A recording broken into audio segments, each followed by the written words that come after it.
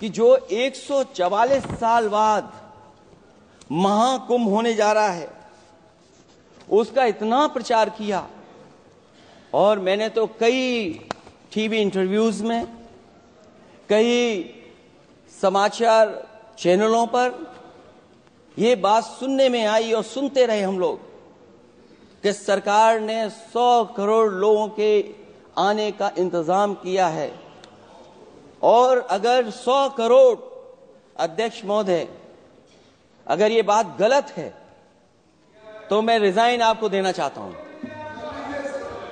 संसद में चल रहे बजट सत्र के दौरान समाजवादी पार्टी के राष्ट्रीय अध्यक्ष अखिलेश यादव ने एक बेहद तगड़ा बयान दिया। उन्होंने महाकुंभ हादसे को लेकर केंद्र और यूपी सरकार को घेरते हुए कहा कि अगर सरकार उनकी बातों को गलत साबित कर देती है तो वो इस्तीफा देने के लिए तैयार है। इस दौरान उन्होंने कुंभ मेले के दौरान मारे गए श्रद्धालुओं के आंकड़े को सार्वजनिक करने की मांग की और सरकार से सवाल किया कि सरकार ने आंकड़े क्यों छिपाए और दबाए हैं।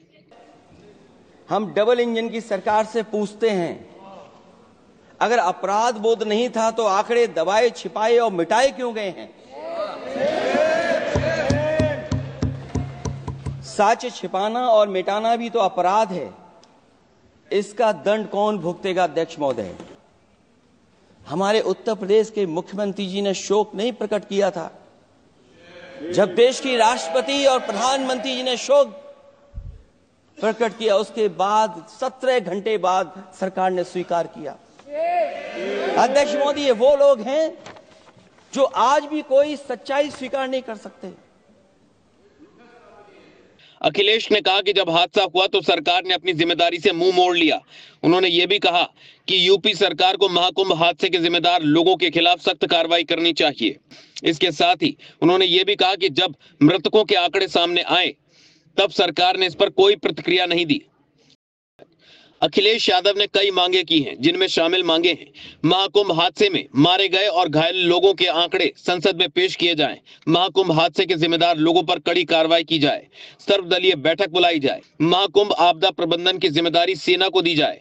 अखिलेश ने यह भी कहा कि सरकार को मृतकों के आंकड़े देने के साथ ही उन लोगों के इलाज, भोजन और पानी की उपलब्धता के आंकड़े भी सार्वजनिक करने चाहिए। वहीं बीजेपी सांसद हेमा मालिनी ने कहा कि हम भी कुंभ गए थे, हमने संगम में स्नान किया, ये दुखद घटना हुई थी लेकिन इतनी बड़ी नहीं थी।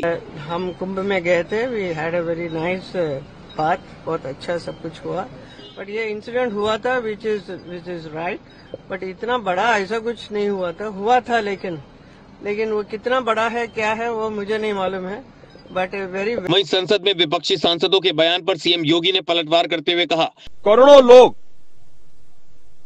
प्रयागराज में उस दिन उपस्थित थे। ये दोनों दल चाहते थे और सनातन धर्म विरोधी चाहते थे कि बड़ा हादसा हो जाए।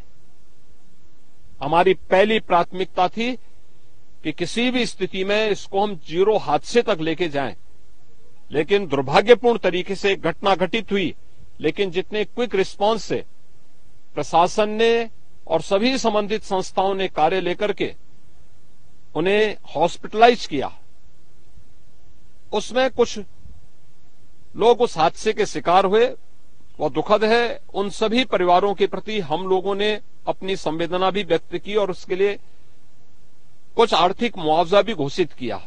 राजसत्ता टीवी पर आपको मिलती है देश दुनिया से जुड़ी एक से बढ़कर एक खबरें। आप भी जुड़िए, हमारे चैनल को सब्सक्राइब करिए और बेल आइकॉन दबाना मत भूलिएगा